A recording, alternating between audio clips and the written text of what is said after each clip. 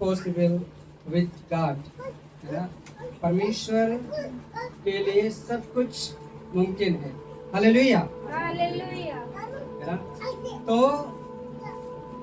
जब हम जानते हैं और जब इस सत्य को सुनते हैं कि असंभव कुछ भी नहीं है, तो हमारे मन में बहुत सी बातें दौड़ने लगती है।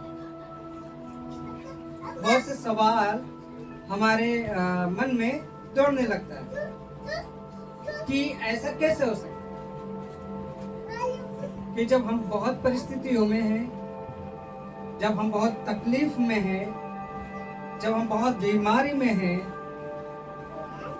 जब हम बहुत तंगी में हैं, तो ये कैसे संभव हो सकता है कि परमेश्वर के लिए, है ना, जो मेरे जीवन में घटित है वो उसको बदल सकता है। ये कई बार हम अपने जीवन में अविश्वास के कारण इस सवाल को कर बैठते हैं। उदाहरण लेते हैं थोमा का। यीशु क्रूस पर चढ़ा, मारा गया, गाड़ा गया, तीसरे दिन जीवित उठा। सारे चेले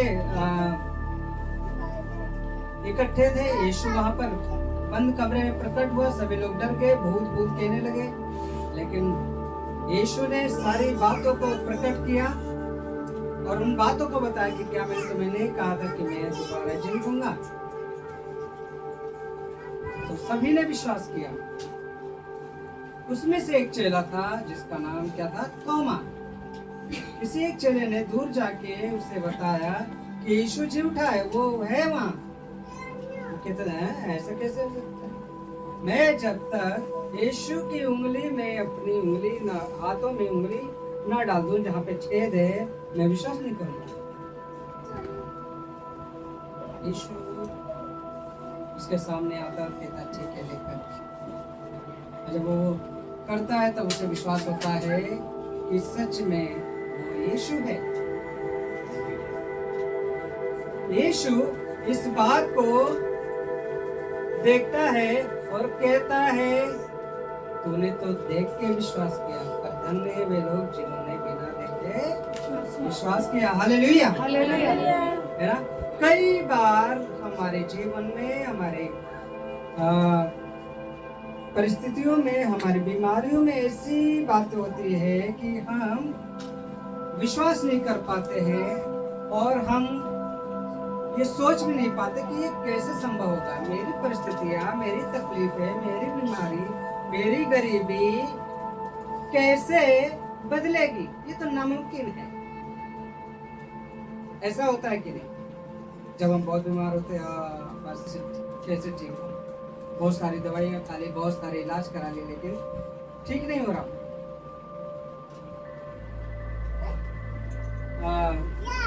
किसी जॉब की तलाश में हूँ लेकिन वो मिल नहीं रहा, और मेरे घर के खर्च कैसे चलेंगे, ये कैसे हो सकता है ना।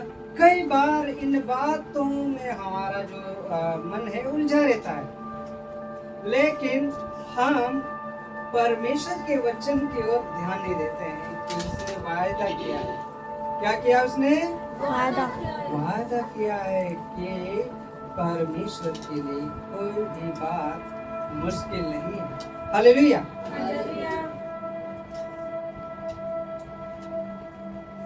है ना।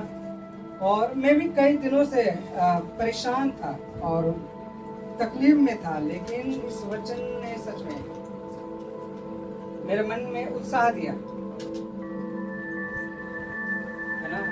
कई बार होता है कि हमारे जीवन में ऐसे समय आते जब समस्याएं हमारे सामने पहाड़ बनकर खड़ी हो जाती हैं, है ना। ऐसा लगता है इसे पार करना असंभव है, ये समस्या कभी हमारे जीवन में टल ही नहीं सकती, ये तकलीफ मुझसे जा ही नहीं सकती।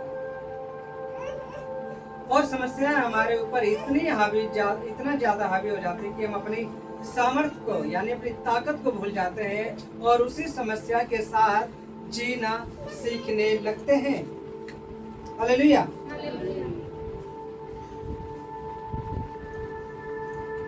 मेरे प्रिय, आज के समय में और आज के वर्तमान में हम देखें तो हम ऐसे ही युग में जी रहे हैं जिसकी कल्पना कुछ 100 वर्षों पहले लोग कर ही नहीं सकते थे,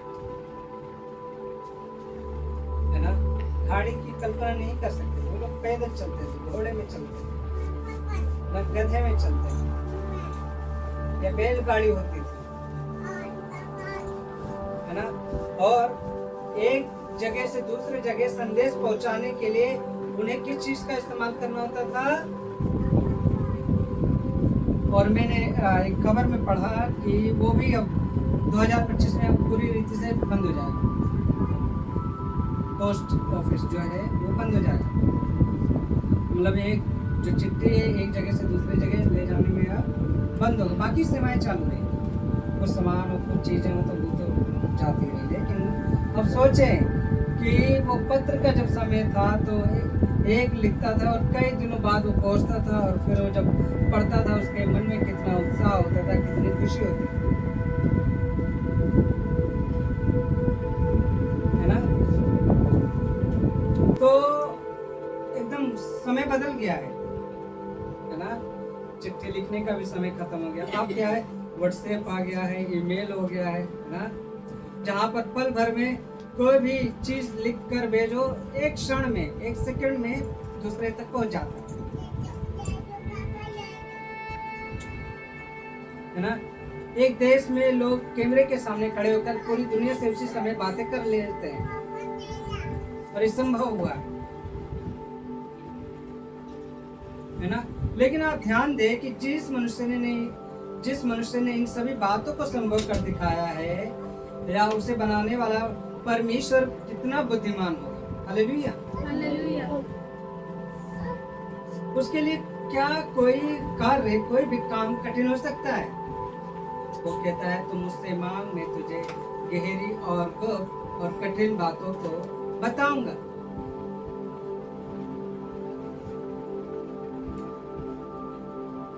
है ना। आप लोग सोचे व्हाट्सएप का आविष्कार कैसे हुआ, कंप्यूटर का आविष्कार कैसे हुआ, बुद्धि किसने दी? ईश्वर ने। और इसी रीति से हम एक कहानी को पढ़ते हैं, है ना, जो कि पुराने नियम, नए नियम में है। कोई लुका 1:8 निकाले, 1:8 से 13 तक। 1:8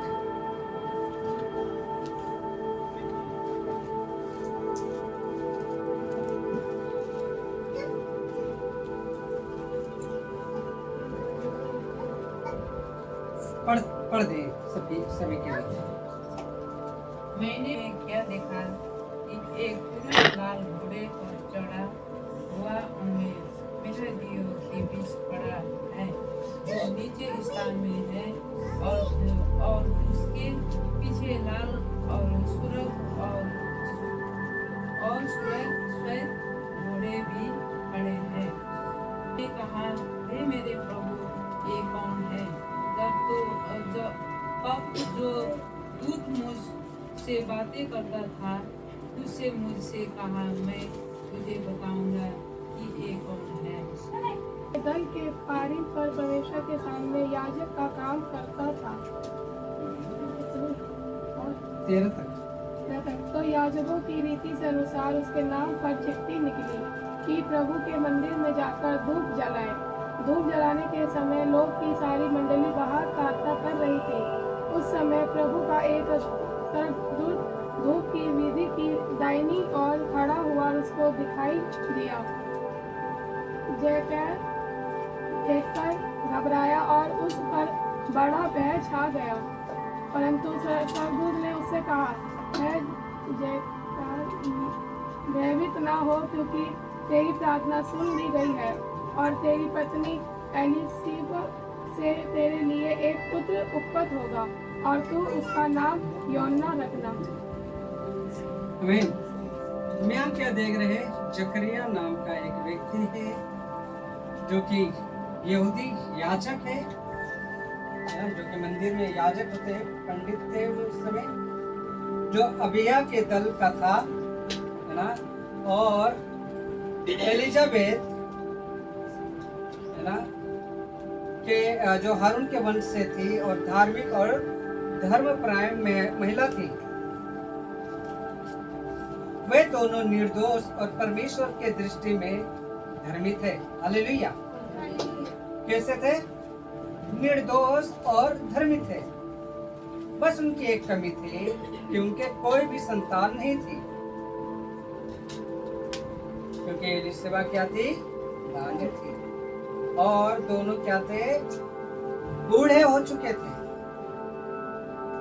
बुजुर्ग हो चुके थे, उनकी कोई भी संतान नहीं थी। हम देखते हैं कि एक दिन जकरिया मंदिर में धूप जलाने की सेवा कर रहे थे ना, और तभी जिब्राइल स्वर्गदूत उनके सामने प्रकट हुआ और कहा, तेरी प्रार्थना सुन ली गई है, तेरी पत्नी एलिशबा तेरे लिए एक पुत्र जनेंगी और तू उसका नाम क्या रखना? यूहन्ना रखना।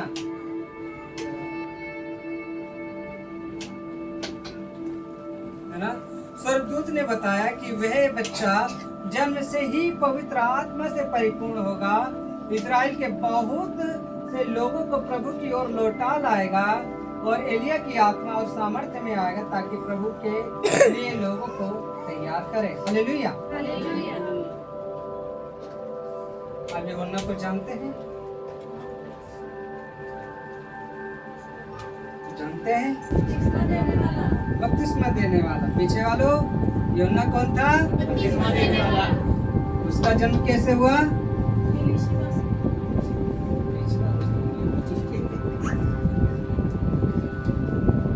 ध्यान दीजिए आप सभी लोग। जकरिया और उसकी माँ एलिशबा बुजुर्ग हो चुके थे और बांझ थी वह महिला, और जो उसका पिता था वो परमेश्वर के भवन में धूप बत्ती और अन्य वो चढ़ाता था। अब सोचे, इतने वर्ष हो गए, इतने साल हो गए, और जो एलिशबा थी वो बांझ है, तो परमेश्वर की सेवा में लगे हुए। और बाइबल खुद कह रही कि वो लोग क्या थे? धर्मी थे और निर्दोष थे। फिर परमेश्वर ने उनकी को बोला क्यों नहीं? होता है कि नहीं सवाल?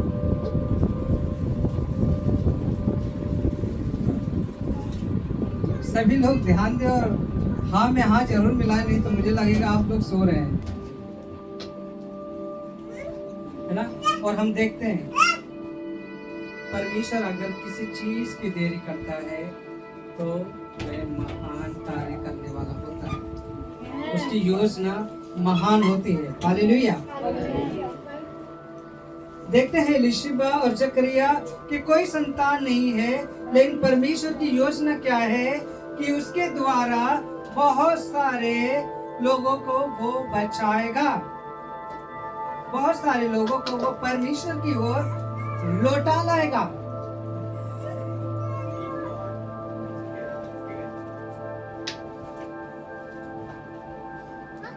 हम देखते हैं कि वहां पर जकरिया इस बात को विश्वास नहीं कर पाता है।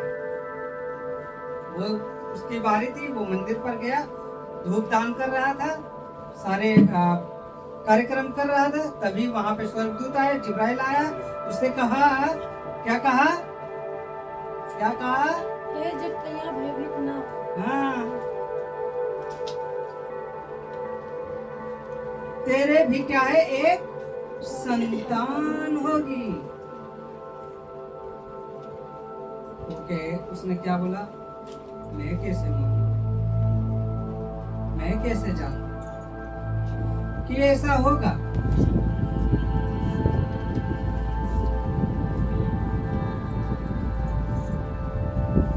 है ना? हम देखते हैं कि वे जो उसका पति था जकरिया, वो रात दिन परमेश्वर के मन में हमेशा तैयार रहता था और उसके नजर से बाहर नहीं जाता था, है ना? लगातार वो भवन में जाकर आराधना करता था और उसने अपनी जवानी के दिनों से ही परमेश्वर से एक ही प्रार्थना की थी कि संतान, लेकिन बहुत समय बीत जाने पर भी वे शायद भूल गए और बिना संतान के रहना सीख गए। अब बुढ़ापा भी आ गया, हालेलुया। वे आपस में एक दूसरे का सहारा बनने लगे।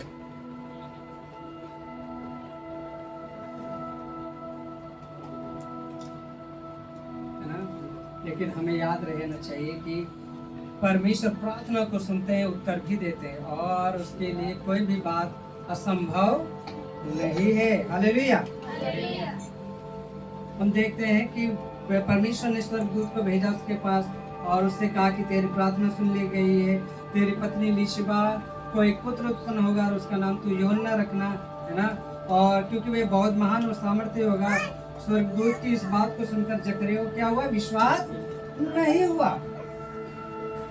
उसे लगा ये कैसे हो सकता है,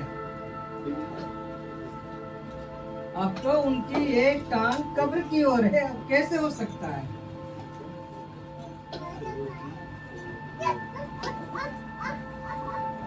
है ना, इस बात के लिए भी स्वर्गदूत ने उससे कहा तूने मेरे बात पर, परमेश्वर की बात पर अविश्वास दिखाया, है ना, उसके लिए तुझे क्या है, क्या होगा?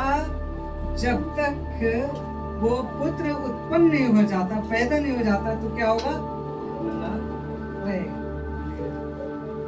तू बोल नहीं पाएगा।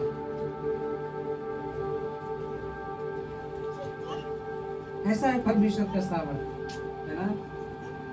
जब परमेश्वर हमें देता है और फिर भी हम अपने मनमानी करते, अपने तरीके से बोलने की कोशिश करते कि नहीं ऐसे नहीं ऐसे, तो फिर परमेश्वर कहता तू शांत रह।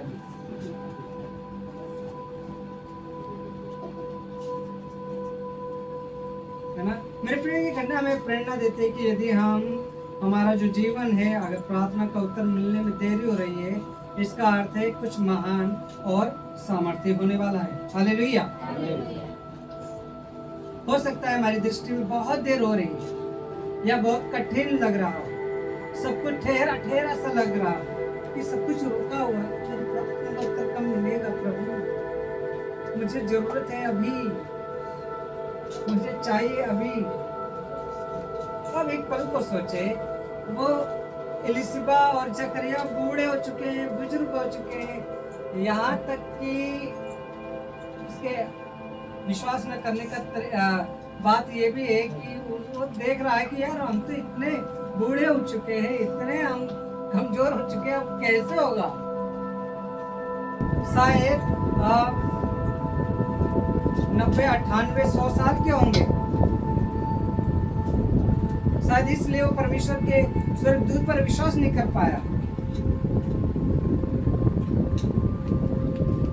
वो कह रहा कैसे जानूंगा मैं, ये कैसे संभव है?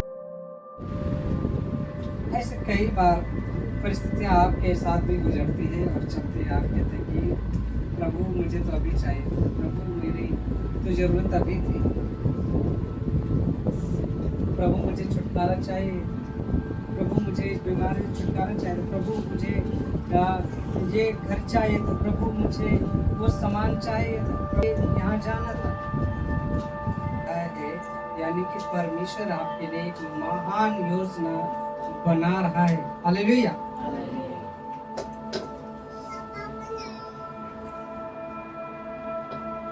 आप देखें कि आपकी प्रार्थना का उत्तर नहीं मिल रहा, बहुत देरी हो रही है, कठिन लग रहा है, सब कुछ ठहरा ठहरा सा लग रहा है, कुछ उन्नति नहीं, कुछ बरकत नहीं, सभी जगह से नजरअंदाज किया जा रहा है, लेकिन अपना धीरज मत खोएं, कोशिश करते रहे, हल निकलेगा, आज नहीं तो कल निकलेगा, हालेलुया।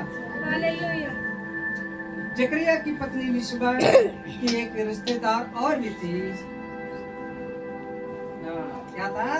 मरियम। इलिशिबा की बहन कौन थी? मरियम। और मरियम कौन थी? परमेश्वर। हालेलुया, है ना। हम देखते हैं जकरिया की पत्नी इलिशिबा की एक रिश्तेदार थी जो मरियम थी, है ना, जो अभी जवान ही थी, लेकिन उसका विवाह नहीं हुआ था। उसे भी स्वर्गदूत ने दर्शन देकर उसी समय कहा था कि वो भी गर्भवती होगी और एक पुत्र जनेगी और यह किसी और मनुष्य के कारण नहीं होगा बल्कि परमेश्वर की पवित्र आत्मा के कारण होगा और वह पुत्र प्रभु यीशु मसीह दुनिया का उद्धार करता होगा। हालेलुया। हालेलुया। जब मरियम और इलीशिबा दोनों आपस में भर गए, दोनों आप आनंद से भर गए, बच्चे भी पेट में खुश हो गए। हम देखते हैं कि जब वो लोग खुश हुए है ना, और हम देखते हैं कि जब मरियम और इलीशिबा दोनों आपस में आनंद से भर गए, तो ये बात हमें उत्साहित करते हैं कि जब हमारे जीवन में एक से दर्शन के लोग मिलते हैं तो फिर उम्र मायने नहीं रखती, हम उत्साह से भर जाते हैं। अगर हमें एक किसी परिस्थिति में, तकलीफ में, बीमारी में, यदि हम एक किसी के पास जाकर एक मन होकर हम प्रार्थना करते हैं तो क्या है, वो असर करता है ना। परमेश्वर वहां पर क्या है, खुश होता है। वहां पर हम देखते हैं उन दोनों ने क्या है, मिलकर परमेश्वर की स्तुति करी। परमेश्वर जो है ना, वहां पर देखते हैं कि वो बुजुर्ग हो चुके हैं और कई सदियां बीत चुकी हैं, लेकिन उनकी कोई संतान नहीं थी। परमेश्वर ने बड़ी योजना बनाई और उन्हें वो संतान का सुख दिया है ना। शायद लोग कह रहे होंगे कि अरे ये तो बांझ, ये तो परमेश्वर की सेवा कर रहे, लेकिन बांझ है, उनके तो कुछ भी नहीं, उनके पास कुछ भी नहीं, ये तो ऐसे है वैसे है।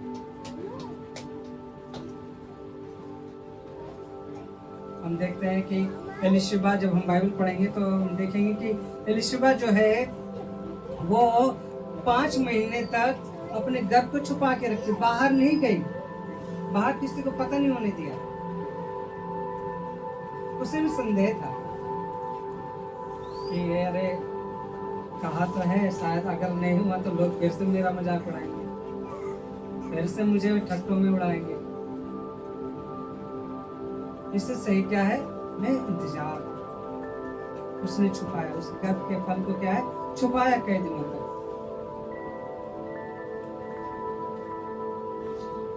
हमारा परमेश्वर ऐसा परमेश्वर है कि उसके लिए कोई भी बात मायने नहीं रखती। बड़े से बड़ी कठिन से कठिन परिस्थितियों को परमेश्वर चुटकियों में बदल सकता है। यदि आपका विश्वास मजबूत है, आपका जो कनेक्शन है, आपका जो जुड़ाव है परमेश्वर के साथ वो मजबूत है, तो सच में मैं सच में कह रहा हूँ, आपकी परिस्थिति को बदलने में देर नहीं लगेगी। Hallelujah, hallelujah. है ना। शायद हो सकता है कि आप अपने जीवन में प्रार्थना कर रहे हो एक बदलाव की, परिवर्तन की, कि कुछ तो बदलाव हो, कुछ तो अच्छा हो मेरे जीवन में, या मेरी परिस्थिति बदले, या मेरी तकलीफ को बदले, है ना। आप सोचते होंगे कि बहुत दिन हो गए, मैं इस प्रकार नहीं जीना चाहता, है ना। तो मैं आपको सिर्फ कहना चाहता हूँ, मैं आपको उत्साहित करना चाहता हूँ, है ना, कि विश्वास करें। जब परमेश्वर बोलता है तब असंभव भी संभव हो जाता है। हालेलुया। उसके लिए कुछ भी असंभव नहीं। हम सोच, कई बार परमेश्वर को हम अपनी सोच के हिसाब से बना लेते हैं, जो ज्यादातर चल भी रहा है। कई लोग क्या है, परमेश्वर को अपनी सोच के हिसाब से बना लेते हैं, अपने दिमाग, अपनी बुद्धि, अपनी कल्पना के हिसाब से उसे ढाल ले रहा है। आज देख रहे हैं आप,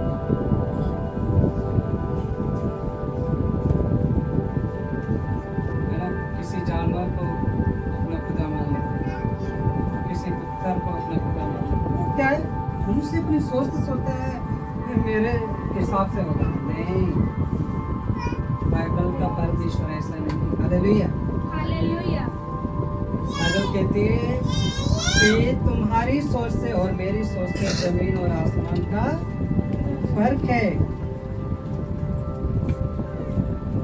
कई बार जब हम प्रार्थना करें तो हम ये ना सोचे कि हम मेरे तरीके से, परमेश्वर सिर्फ मेरे तरीके से नहीं, उसके टाइमिंग पर विश्वास करें। जब वो देगा तो उत्तम चीजों को देगा। हालेलुया। हालेलुया।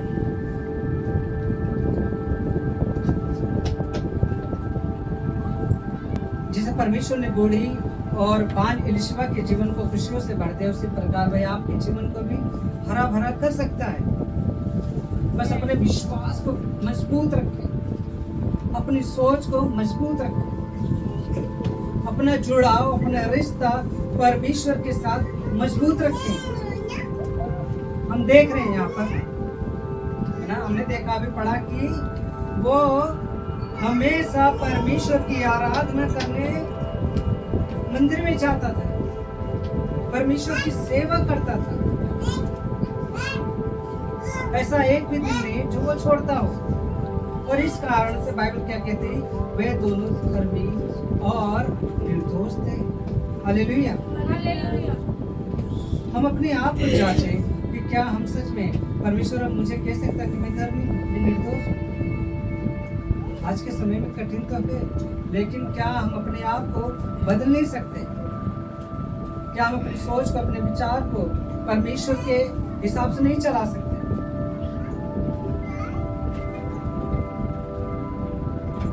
उसने कहा कि कोई भी बात ना मुश्किल नहीं, यदि तू, तेरा विश्वास एक राय के भी दान के बराबर है। राय का दान समझते हैं ना, राय का दान कितना छोटा है। बाइबल कहती है, सोचे, बाइबल कहती है यदि इतना भी बड़ा विश्वास है तो बड़े से बड़े पहाड़ को कह दे उखड़ और समुद्र में गिर, वैसा हो जाएगा। हमें अपने विश्वास को मजबूत करने की जरूरत है। अपने उस पहाड़ को, उस बीमारी को, उस तकलीफ को, उस परिस्थिति को, उस गरीबी को, उस तंगी को, उस मुश्किल हालात को कहना होगा कि उखड़ और समुद्र में गिर, वैसा ही हो जाएगा। हालेलुया। परमेश्वर आपसे वायदा करता है कि वो कभी ना आपको त्यागेगा, ना कभी छोड़ेगा।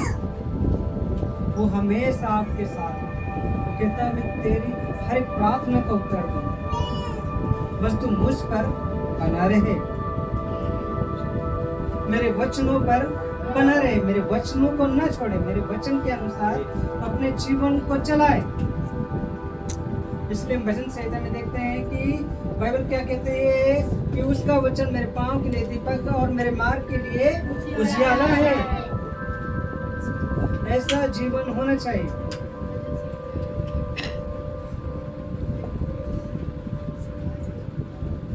अपने आप को परमेश्वर के लिए छोड़ दो, है ना, अपने विश्वास को परमेश्वर के लिए एकदम दिखा दो। परमेश्वर आपके हर असंभव को संभव कर देगा। हालेलुया। परमेश्वर आप लोगों को आशीष दे वचनों के द्वारा।